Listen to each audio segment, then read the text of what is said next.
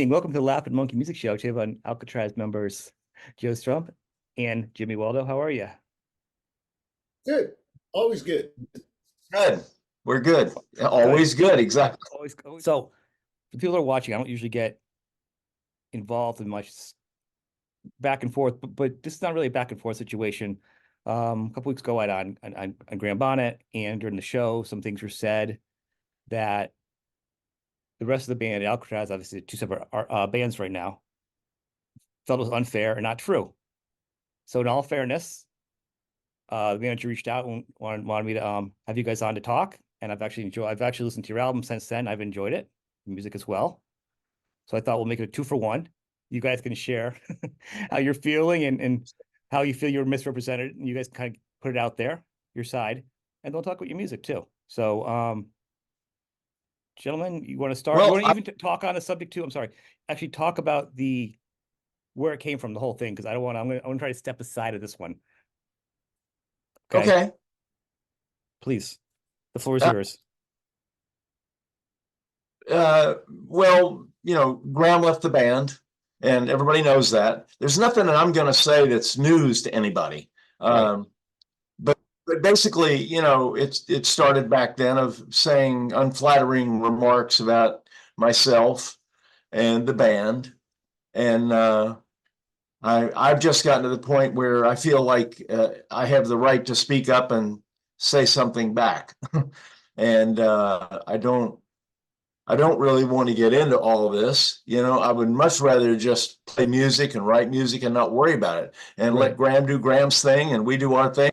Hey, but it's come to the point where I feel I have to say something, and I have to tell the reality of what we did to get it to a certain point. So the fact that like one major thing was, it seems to be, is that Graham sang to tracks, has been singing to tracks for years, and not singing, but lip-syncing to tracks for years. And I'm the one that programmed all that. And I have the session that we use live right here. I can play it for you to show you. But the point is, we did it as a band. We did it to support Graham, and so we could work. Mm-hmm. And Graham just didn't have now, whether he wasn't into it or didn't want to sing, I don't know, but he couldn't. We had about 18 or 20 songs in a set. Graham could not do that. He would do, maybe on a good night, he might do 4 songs, something like that. On a bad night, maybe 1 or 2. And the way that worked is, I went in the studio with Graham, and we recorded vocals I would build a temporary track for him to sing to, like take Island in the Sun, right? For instance. Yeah. I would build a scratch track, and the drummer and Graham would come up with a tempo that would feel good live. I would build a scratch track to a click, and then Graham would sing the song in the studio. It might take 3 or 4 days because his voice wasn't in good shape, but eventually we'd get a decent vocal track. And then that has a click on it. And you being a musician, you know what I'm talking about. So, so the drummer live, we split that off out of the computer. Graham's vocals would come out of one side and the click would come out of the other. And Giles Lavery, our manager, he's a musician, and he knew Graham's voice probably better than anybody. So Giles would be at the house console. One fader would be Graham's live mic, and the other fader would be the tracks. So Giles would very carefully watch Graham, and when Graham had to talk, Giles would bring that fader up so Graham could talk on the mic, and then he would turn it down so that you just hear the back, the recorded vocals. So we did that since the date I have on these files is 2017. So wow. We've been doing that for a while, and I didn't have a problem with it. Is, for me personally, the one that running the computer and have to be responsible for that, very stressful, extremely stressful. And very shortly, it got to be where it was no fun at all. And that was nothing personal about Graham. It was just like, I didn't know what I was getting. It was uncharted territory for me doing this sort of thing. So I'm used to being in a band where you just play 1, 2, 3, Right. 4, Well, and you. outside of that, I'm sorry. This is actually more of a question that's going on. That is just a dangerous thing as a band to do, especially with tracks and everything else. And you get the Milli Vanilli, and that poor guy that passed away. I mean, and the other guy could sing. Like it's just such a nightmare for people and bands. And nowadays it's worse. I mean, you're really destroying your career when you do that, especially in a way where you're not balancing or owning up to it because people want an honest show. And I think in rock and roll, the group of rock or metal, what do you want to call it, the genres, we are a loose group of people where I think there's a lot of forgiveness and it's very inclusive, I think, of most music Yes, groups, right? So I think absolutely. when you do something that's a little less honest, like if it's pop music or it's not, I'm not gonna dog Britney Spears, but if it's a pop artist and they have other tracks, they sang at one point, it's an entertainment show. When you go to a Absolutely. rock show, it feels like if I think people, I'm speaking for me and people I know, it feels a little bit dishonest. Almost like I'd rather hear you blow the notes. And I'm not talking about Graham. I'm just saying in general, I think I'd rather hear real vocals. I'd rather hear raspy. I don't care if it's the end of your tour. I don't, I want you to do your best. Well, we've all That's it. seen bands over the years, our favorite bands. I've seen The Who, Led Zeppelin. Uh, Led Zeppelin was, it was not good, Right. but I loved it. I loved it Exactly. because they were in my face playing. I'm watching Jimmy Page from 25 feet away, Mhm. and Robert Plant. So I don't think it matters that you're perfect live. Like you said, it's all about the performance and the audience being part of that. Yeah. So, um, but we did the tracks thing because that's the only way we could No, go no, I get that. forward. You still have to work though. That's the other problem that we're discussing today is at a certain point in life as an artist, like what are you going to do? You're going to go to a store and change your career or start doing something different. This is your So job. This is your career. And it's like, life isn't perfect. You don't have we insurance. You got to work. And, and, exactly. and, and that's what it comes down to. We were all behind that, no problem. There was no bad vibe about that. It was a little tricky in the beginning, certainly, Too figuring stressful to out me. the way of doing that. And Graham was amazing at lip syncing. I Yeah. mean, it doesn't get any better than that. As long as he was on the click, that's unfortunate that the click rules the whole thing. The drummer was about 99%. Mark, amazing at playing to a click.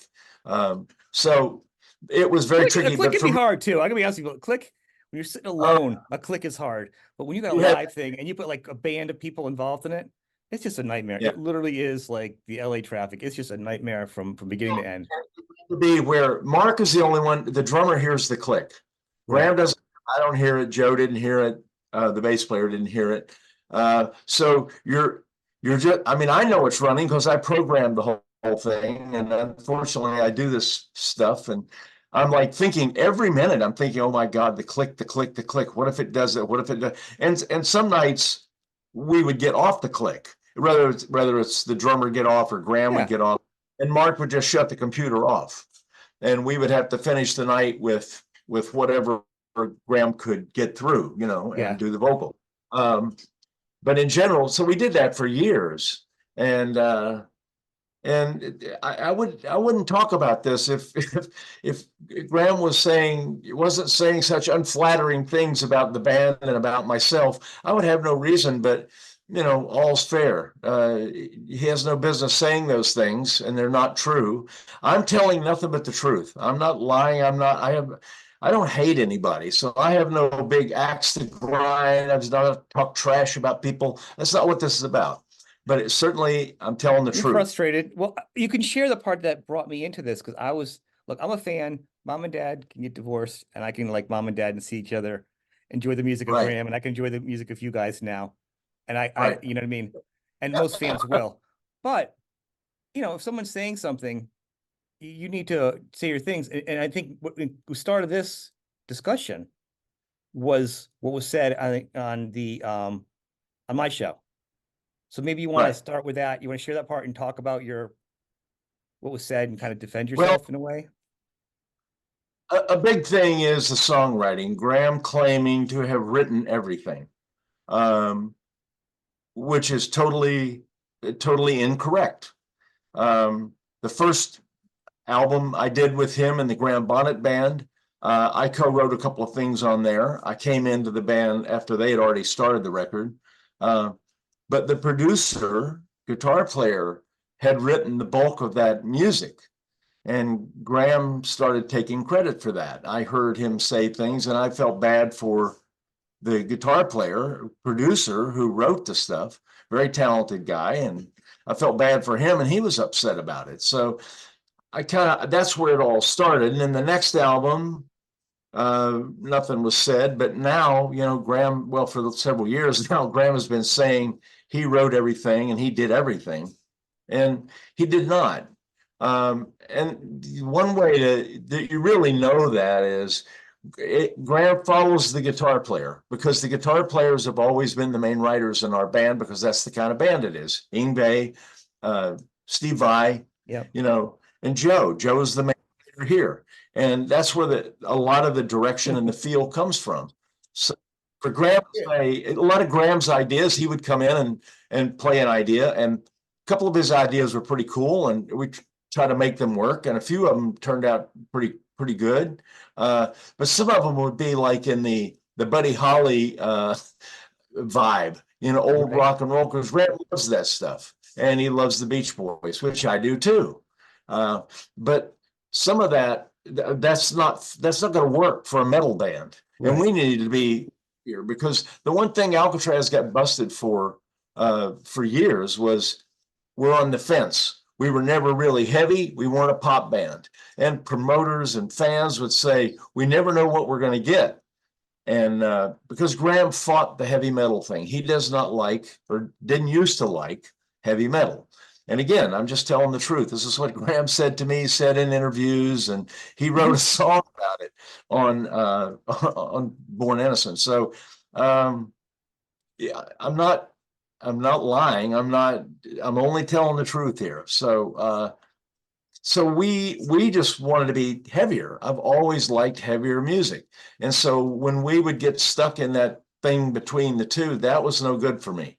And I love ABBA. I love Karen Carter. But playing live, I grew up on The Who and Black Sabbath and Blue Cheer and Cream and whatever in the early days. And that's where my roots were, even as a keyboard player. I mean, I used to play guitar, so I kind of got into it and blah, blah, blah. So that's what I wanted to do. And Graham didn't want to do that. It just got worse and worse, where he fought it and fought it and fought it. And you know what? That's okay. He doesn't want to do that. I want to do that. Excuse me. You go do your own thing. That's all. And for him to say things like he wrote all the songs and talk down about me as a musician and keyboard player. I was Graham's friend. We've always been friends, and I've always helped him. I may not be happy with his song direction. I may not be happy with some things that he would do, or some things that would happen live that were really not good. But I always supported him. And I don't hate Graham. That's the weird thing, it's not about that. So, well, and there's business things going on, and I understand that would piss somebody off, and people get pissed off about an opposition about a business thing that they feel is not right. So I get that, but I have never, since all that stuff started, the worst I've ever said about Graham in an interview is that I didn't understand what he's doing because he doesn't like heavy metal. That's all I've ever said about Graham. I've never told anything about running the tracks or anything. And there's a lot more I could tell, and there's no reason to. Most people know these days anyway. There's enough has been out there for years about a lot of the antics that have gone on the road with Graham, that I don't need to talk about all that. But running the tracks, certainly for years. Like you said, it should be a live band, good, bad, or otherwise. You make mistakes some night if things aren't go well, but that's what rock and roll is. So the fact that, and again, the fact that he says he I'm wrote surprised the because I material. was talking about how strong his voice was, and seeing videos. I guess he is good at lip sync or whatever. I'm not if that's what's going on because, and hearing the newer albums, it sounds strong. And to me, this is the age where vocals are changing on everybody. It's worth Right. acknowledging if your voice is still super strong.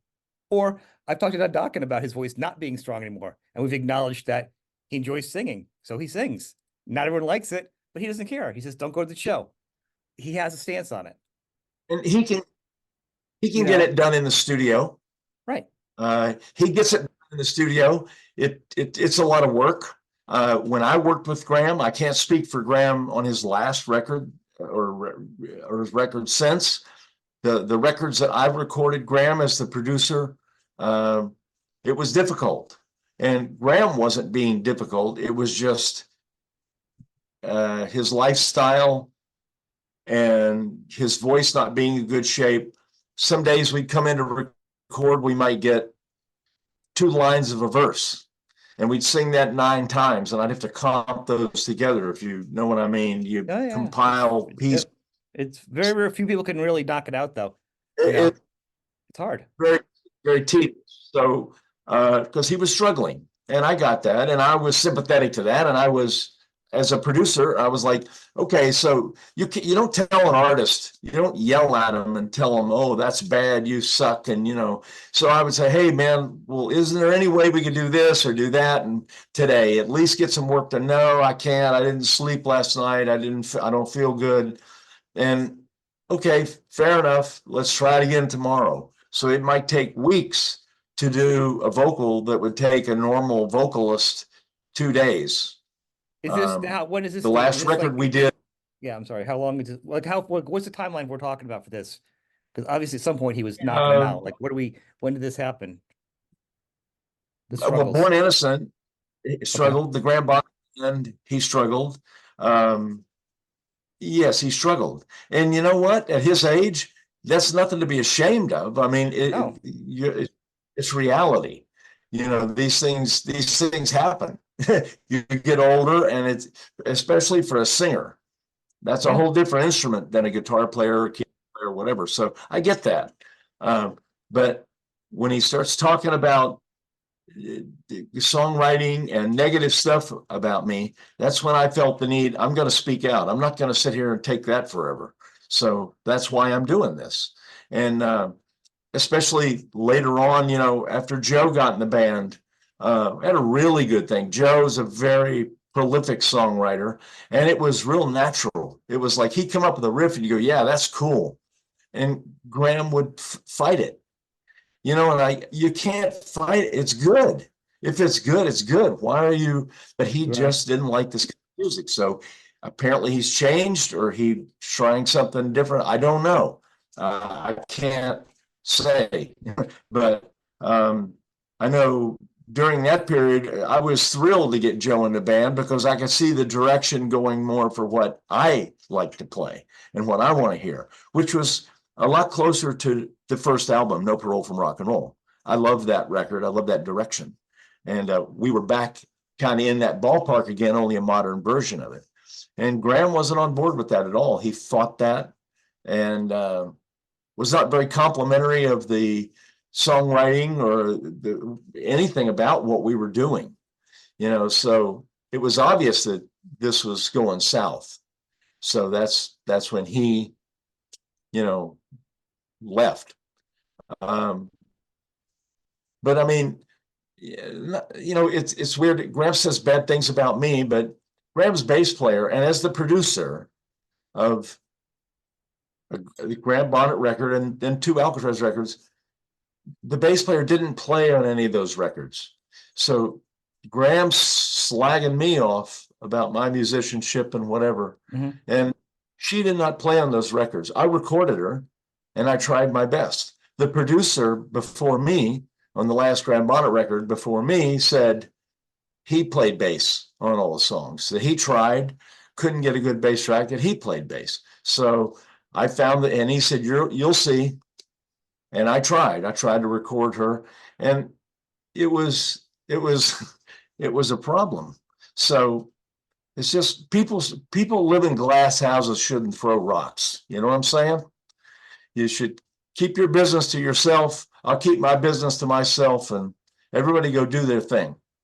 And unpleasant business things that are happening, trademark stuff and all that, that is what it is. But you don't need to go tell thing, you don't need to do that. You don't need to say bad things about people that were always in the corner for you.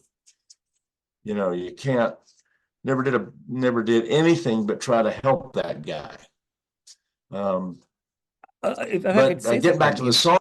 yeah, please. Yeah, that was my question with the songwriting. Because at one point in the interview, when she's Beth, and for people that aren't aware, Beth is his wife now, I believe, and she plays bass in his band now, and Yes.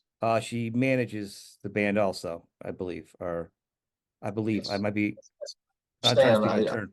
I believe that's what it is. So that's what you're referring to, and she was in Alcatrazz for a short bit of time, is what you're referring to.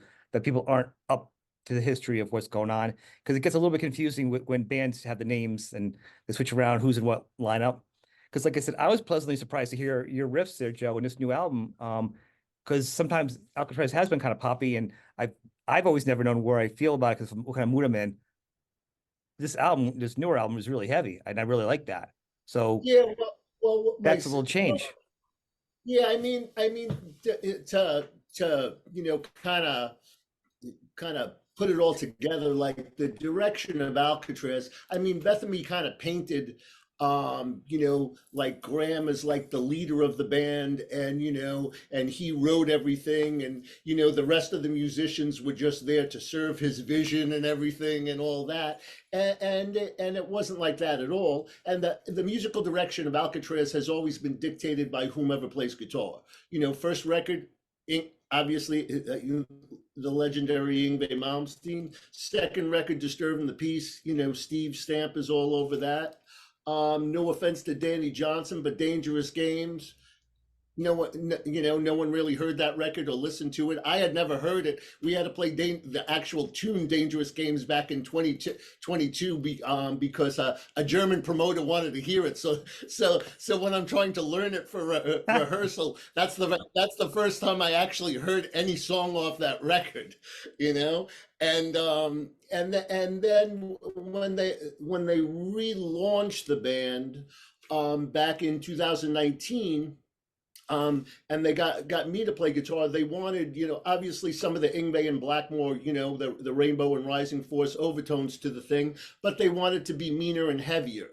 That way, not just fans of Rainbow and Yngwie and Michael Schenker would like Alcatrazz, but also if you like Priest or Accept or Saxon or Maiden or whatever. So turn it more into like still with those Dio Rainbow kind of overtones, but more of a fierce metal act, and that's what we've achieved. And on Born and on the last two records, Take No Prisoners and Five, I wrote the bulk of the stuff, and Jimmy writes stuff, and it's like your typical singer guitar player kind of arrangement where I mean, when I write a tune, I don't just write a riff. I mean, I have the whole thing laid out. I'll write like the riff. This is the verse. This is the pre-chorus. The solo. The whole arrangement's pretty together. Yeah. And Doogie writes the lyrics and the melody lines, and or like me and Jimmy will write together. Jimmy will have like maybe 2/3 of a track and say, "Hey, I need a verse," or "I need a chorus," or "Hey, So we've done stuff like that. And then with Born Innocent, what happened was, this is before I was in the band. So that what they were doing is that they decided to get all these different guitar players that used to play with Graham at one time. And it was almost like this little biological, like, this is your, so get these guys that had worked with Graham previously, and everyone's going to contribute a track. And this is before I was involved. So they got Steve contributed a track, that's Dirty Like the City on Born Innocent, and the late Bob Kulick, rest in peace, Bob, contributed 2 tracks to that. I didn't know that. And then That's cool. yeah, and I played on them, and Chris and Pelletieri, who work with Graham, and I'm a big fan of Chris. He's a great guitar player, Oh, Chris and is great. Yeah. yeah, Chris, good, wonderfully nice dude as well. Chris wrote a track, and and then I wrote and then I wrote Polar Bear, and I also wrote London 1666. In fact, London 1666, I think Graham was having a hard time coming up with something for that because it was a heavier thing. So Giles actually I think he wrote the Yeah, lyrics and the Giles melody wrote the lines. lyrics and melody of that because that's what I was saying before. Graham kind of shut down and just didn't want anything to do with it for whatever reasons. I'm not totally sure, but he just sort of shut down on us and just said, he didn't like the music and he didn't think it was very good, and he wasn't gonna. At one point, he just said, "I'm not singing any more of this stuff," and we were 3 songs away from being done. So Which it, album it was got a that? little tense there. So that was what year? And Uh, that was the Born Innocent record. Which was we recorded that like 2019, I want to say. Okay. Yeah. Yeah. yeah, I try to understand the timeline myself because it's a lot going on yeah, here in my brain. and I don't. Yeah, yeah. It, One thing that's a little, you see, the whole thing is kind of like, just to kind of give you a bit of the timeline. Before I got involved, um, Graham, Jimmy, Mark that played on Born Innocent, and Giles Lavery, and Beth and me were all in the Graham Bonnet together band together for several years. So they did have this dynamic, all of them together, because they had, and so I came into it, and and they, when they decided to kind of relaunch Alcatrazz, and so there was already that dynamic between all those people. So whatever, people work together for a lengthy period of time, there's always going to be riffs and stuff. So I was kind of removed from that, but that apparently, like, some of the things had been coming to a head for like a bit of time, you know as far as a rift between, like, let's say, Jimmy and the band's manager Giles, and and Bethany and stuff like that. because It felt like and I don't hate Bethany. This is all rock and roll music. I mean, because I choose not to play with her or something. I don't hate her. It's just kind of weird. We used to have a really good time, and for a lot of reasons, things just started going south. And a lot of that stuff was stuff that just happens in bands, and you usually work it out. right. And you couldn't work things out. I tried to be honest or reasonable with people, and they didn't want to hear it. So it just deteriorated to the point where I got to the point where I knew I didn't want to continue with that feeling anymore. I didn't want anything to do with being in a band with that kind of tension and those problems. And I'm not saying I'm perfect or did everything right, but I was like, okay, this is deteriorating. This is not good anymore. I don't want to be with that anymore. And that Fair. was just me personally. That's before it even fell apart further and Graham left and to do his thing with Bethany, and that's fine. We just had a different vision about what it should be.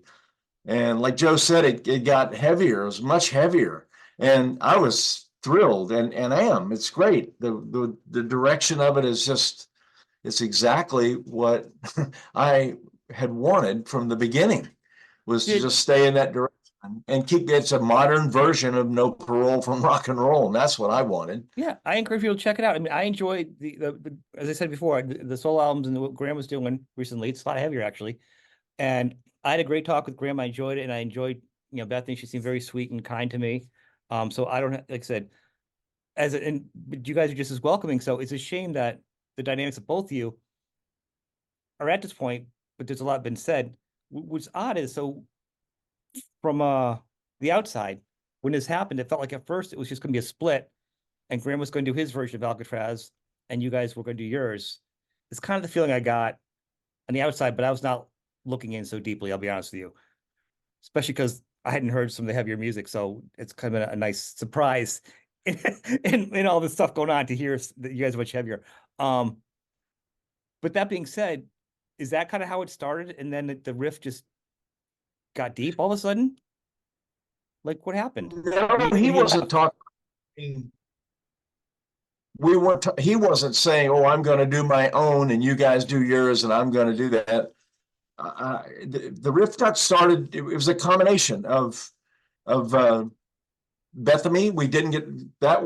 She was not getting along. We didn't get along anymore, and that put pressure on Graham, because Graham has to, you don't tell your girlfriend, "Hey, you're wrong. These guys are right." So the whole thing just kind of flew apart, and started there. And that's when Graham decided that he wanted to go do something else. I like I said, all he's ever said to me was he didn't like this kind of music. And I really didn't want to have, of all people, to have a singer in a band that doesn't like the direction. Right. That's no good. That's never going to work. So that's got to be some weird, that's not good. So, and that's fine. Graham, go do your thing. That's okay. I don't pay much attention to what Graham does or anything, and if he wouldn't say stuff like this, I wouldn't be on here right now talking to you, talking about the tracks and about her. But I have to tell the truth, and that's just nothing but the truth. I'm not talking trash about anybody. I don't hate anybody or anything like that. So that's just the facts. Okay. And I guess the last question she had, I think you covered a lot, I think, is with the name battle, which, if I could say something first, is we've seen a lot of bands go through this, and to go legally into court with it, no one ever wins financially except for the lawyers. Right. That's right. It almost feels like if you could, not just you, I'm not speaking, I don't speak out of turn. If you and Graham or any other band says, look, our band Alcatrazz has a name value, has a marquee value. That's what they want. It doesn't almost sometimes even matter who's in the band.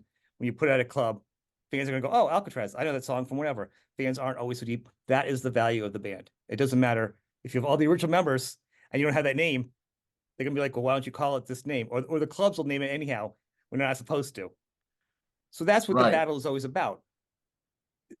It's only better if you guys do split and you guys are fighting over it, is to just find a way to either share the name, find a different version of the name, whether it be Graham Bonnet's Alcatrazz and you guys use Alcatrazz, or Graham Bonnet's has an album called Alcatrazz. Like, if there's a way to find the middle, like LA Guns did with Riley's Guns, because it's still identifiable, you still can identify it, but it costs a lot of money for them to come down to that.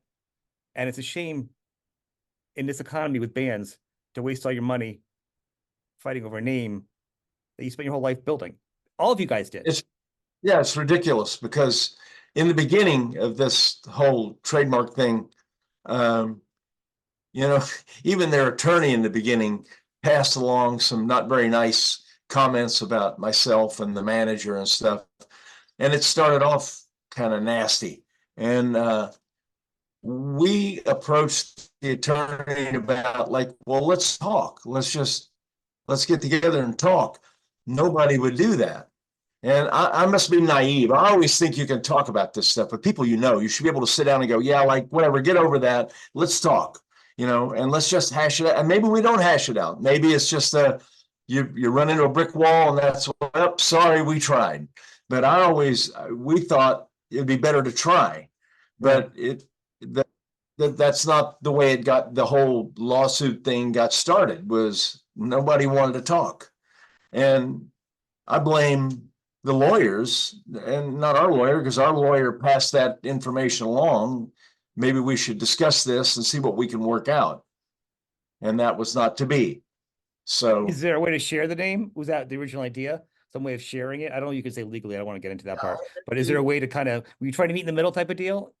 Well, I don't know what, honestly, I don't know. I just wanted to Okay. get together and I thought, let's just talk about what the possibilities are and what the realities are, of what it's worth, et cetera, et cetera.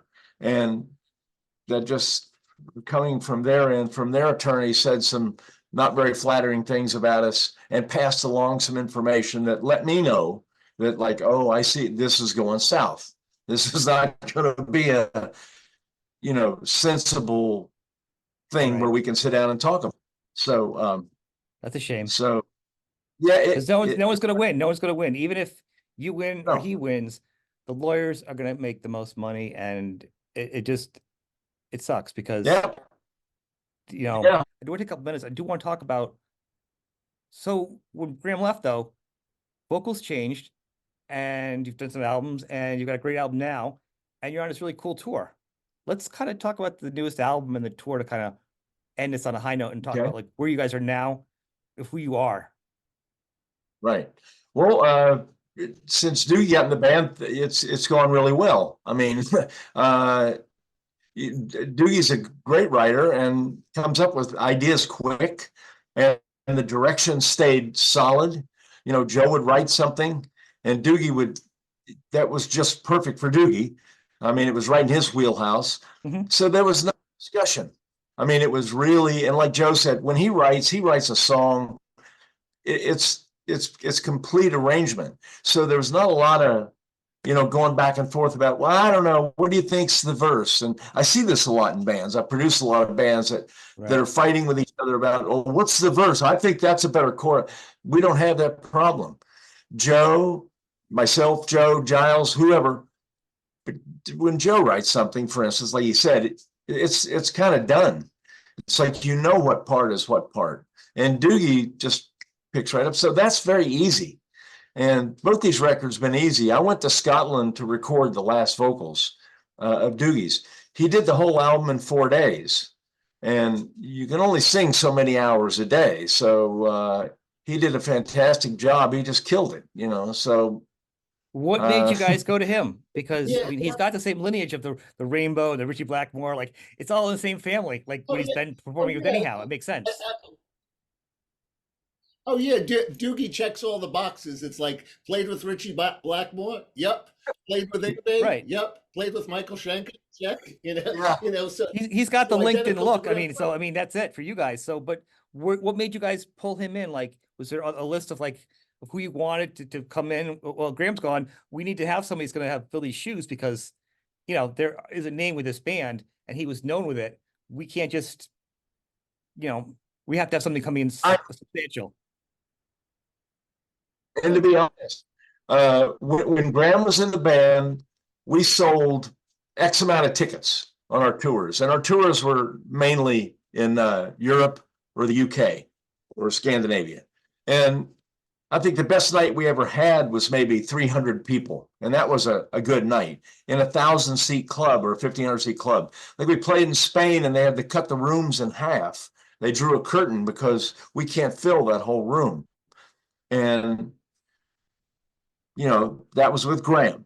Mhm. Got Doogie in the, and it's pretty much the same thing. It's not like, now we're selling twice the amount of tickets. So sort of goes back to what you're saying before. There's not a lot of money. We're not talking about these huge amounts of Right. money, right now anyway. I'd like to think there will be in the future, but so Well, with Graham the was, sound of this album, though, you could do it. I'm trying to be simple. I mean, with the sound of this album now, you start playing the European festivals, there might be a newer audience that you're going to be like, oh, this isn't my mom and dad's Alcatrazz. And I'm not making a dig towards it. It's just a no, different sound. It's you're like, well, it's Alcatrazz, but we're going to throw some other flavors into it now. And we're going to kind of turn it up a little bit more. Instead of slowing down as we get older, we can actually speed it up a little bit. And with the metal market, you might kind of pull in some more people. And with Doogie, it's you know, Well, and that's what I think is the direction on this on Take No Prisoners is really close to what we're all about. And Joe and I and Giles, which put the music together, and Doogie, lyrically, and melodically, it all gelled, it was all right. And yeah, I'd like to think that we attracting new fans and playing live, doing these songs off this new record. I've seen people, a lot younger, singing the lyrics and come up to me and say, man, I love this new stuff. Some of these people had never heard of Alcatrazz, didn't know who we were, which is kind of weird, and they'd come up to me and say, man, I didn't know who you guys were, but you're great. I love that song, blah, blah, blah, whatever. I want to go get your record. And that's just good, honest, street level rock and roll. I love it. I want to get it. I don't care who you are, where you came from, or who your last singer was, or whatever. And that's great. I love that. And a lot of people that kind of knew who we were, but didn't really know anything about the band, but knew the name and came to the club to see, well, let's see what these guys are all about. Really liked it. And we had touring. Not one person that I know of ever said anything to me about, well, where's Graham? And that's not a dig at Graham. That's just the reality of rock and roll. People, some bands change singers, change whoever the star in the band, and they move on and they keep going. And I mean, it's very common nowadays. So I mean, it's really like Rainbow. I'm a big fan of Rainbow, and obviously Joe is, and we do some Rainbow because Graham was in Rainbow, and then we did some of that stuff, and then we're doing stuff off the record that Doogie did in Rainbow, and Richie Blackmore never had a problem changing singers. Things just happened, and it wasn't always Richie firing somebody. It was just. I think Richie didn't have a problem. I think Richie just kept changing them. Well, I think Richie just felt like, which I agree, it wasn't the most important thing in the world. The singer, it's going to be the vibe of the band, Richie's direction, because Richie, love him, hate him, whatever. That guy, he's been the same since Deep Purple. He's never changed. He's had some commercial songs that maybe he wouldn't have done in the beginning or whatever with Joe Lynn Turner, but they were great songs, and it was still Rainbow. So Joe Lynn Turner, Doogie, Graham, Ronnie Romero, go down the list. It doesn't really matter. And I'd like to think the same of us. We have a direction, and it sounds like Alcatrazz. And you can mix and match singers in there, and it wouldn't, it's not going to be a disaster. It's not going to be the end of the world if the songs are still strong and all that. I just like playing in a band where everybody's having a good time and enjoys working with each other. Yeah. Like I said, playing to tracks was miserable. That to me was torture. I would go on stage, and we were in Japan, and it was about 1,000-seater. Graham does well in Japan, so it was going to be over a 2-hour show, and I was set up at sound check, and we had some people. Some of the Japanese were there, meet and greet kind of thing at the sound check. So there's probably 50 fans out there just thrilled to be there watching us do a sound check. The drummer looks at me about 10 minutes left to do in the sound check. The drummer looks at me and goes, the tracks aren't working. The computer's not working. So I had to run across this 100-foot stage to the drums, get up on the drum riser, and program the computer and make sure it was right. It was just a simple thing, but I had to fix it. And that to me is just, that's torture, That's for not rock me. and roll. That's not rock and roll. There shouldn't be a laptop on the stage. No. Unless it's opening music or something, some kind of opera, or I'm okay with background. You can't reproduce background vocals when you're running around a stage. I'm okay with background vocals. I want my lead vocals, and I'd like to hear somebody sing off key, or it'd be the drummer, the guitarist, bass player, whatever. I'm okay with that, but you can fill it out. It could be great. A person could be not singing well, but if they got the energy and the vibe and the band's kicking ass, it's okay. That's what it is that night, Alcatrazz in the old days, we had some really good nights, and Graham didn't sing well. It wasn't that he's just killing it, but as a band, we were really good. A lot of energy. Yngwie had a lot of energy live. The guy couldn't hold still. It was great. He played with a lot of fire and a lot of conviction, and just was going after it every minute. And the whole band that was infectious. So we had some good nights, even though Graham wasn't singing well, or maybe that wasn't our best night playing. But Yeah, there were To no me, tracks. to me, it feels like you guys are almost a different band. Your sound is heavier. You sound like almost like, and that's just as a fan of music and hearing you guys, honestly, and hearing the music and knowing, because before I wasn't a huge Alcatrazz fan. I was of the songs and the songs and the first two albums, but I never knew where to put you guys, honestly. The same problem you guys, everyone else. I didn't know like what kind of mood I was in for you guys because you weren't heavy and poppy. I didn't know. I liked all the guitar players. I've had Chris on. I mean, I'm a C5 fan, like like so. Like it's not about that. So obviously, Dr. Graham and talking to you guys, but it's the overall sound still had this weird pop. This feels like a different band. And when you're saying like Richie Blackmore, his band was always Richie Blackmore. Like Alcatraz was known as all of you guys, and so that's kind of the difference. Like he's always been with the band, whereas Richie's always had different singers, and he's always been his own entity. But that doesn't take away from the Right. fact it still feels like a brand new band to me on some level that has the legacy of the musicians from Alcatraz going to do some of the old songs, but we got something else going on. And you're on tour now with Raven, right? Raven and Girl School, Right. and Yep.